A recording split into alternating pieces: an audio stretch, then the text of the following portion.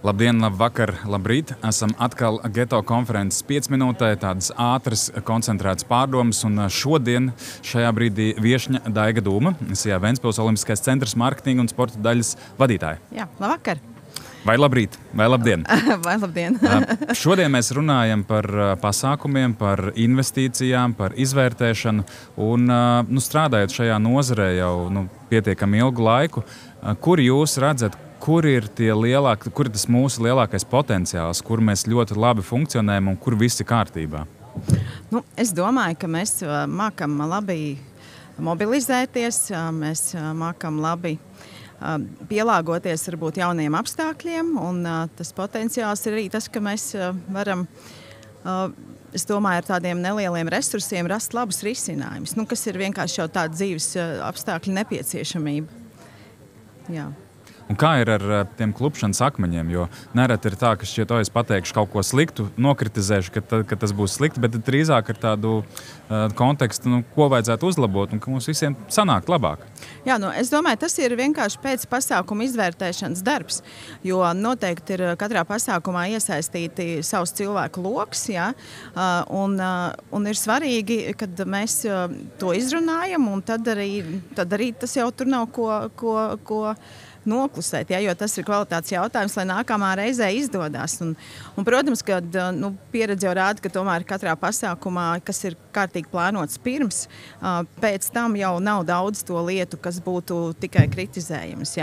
Mēs varam tikai skatīties, ko vēl labāk darīt, un svarīgi arī tajā sarunā iesaistīt patērētāju vai apmeklētāju. Ja?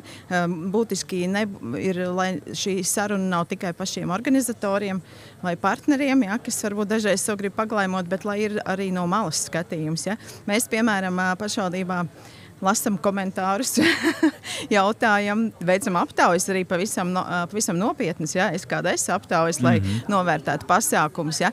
Tas jau ir tas pienesums, kur tu pēc tam nevar arī, kā teikt, aizrunāt, ja? Kas ir fakti un skaitļi. Tā kā noteikti ir gan pašu iesaistīto cilvēku sarunas, gan arī vērtējums pavisam neitrāls no malas.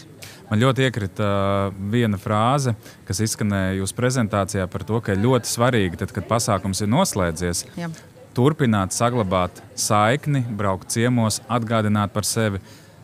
Ir arī tādas sliktas pieredzes, ka tā sadarbība neturpinās tikai tādas attieksmes dēļ.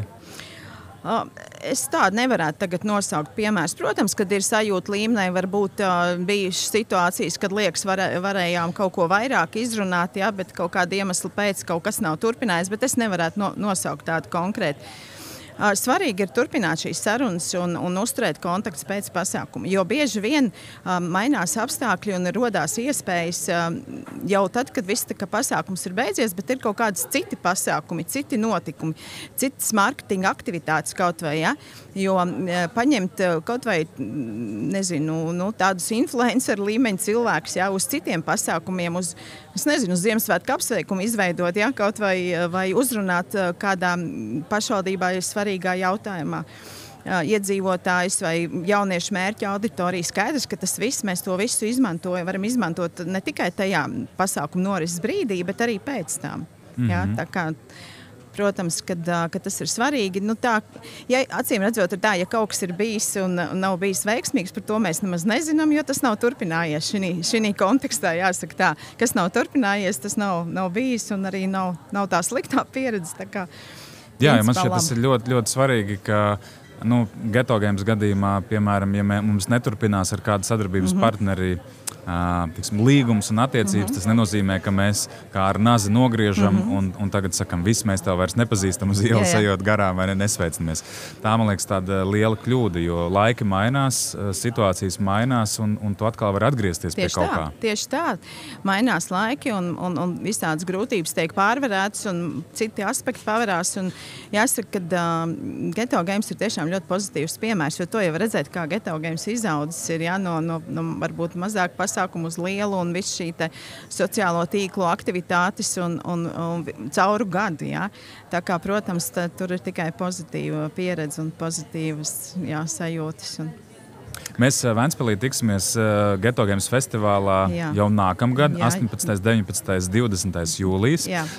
Bet Kas vēl bez šī notikuma varbūt pastāstiet, ko vēl piedzīvot nākamajā vasarā Ventspilī? Protams, mūsu pilsētas svētki, mūsu jūras svētki, tāpat rockeru festivāls. Ikgadēji, kā jau es minēju prezentācijā, Ventspilī ir tradicionāli pasākumi, kuri katru gadu, notiek, un tie ir arī atpazīstami. Pavasarī mēs arī atklāsim jauno velotrasi Reņķa dārzā, varbūt jauniešu auditorijai tas liksies pamtraks, ja? Interesanti, aprīļa mēnesī, pēc tam maijā jau būs turisma sezonas atklāšana. Noteikti gaidīsim arī uz mūsu aktīvās atpūtas objektiem, ja? Jo arī pagājušajā gadā mēs atklājām, 23. gadā atklājām rodeļu trasi, ja? Kur bija arī Geto Games, Raimonds bija un bija kolektīvs. Tā kā gaidām gan uz Ventspils aktīvās atpūtas objektiem, uz skaisto pludmali un noteikti arī uz Ventspils pasākumiem. Paldies par sarunu, paldies arī par prezentāciju. Paldies. Mēs visi dzirdējām, nākam vasaru un nākam gadu Ventspilī viennozīmīgi būs ko darīt. Uz tikšanos! Paldies!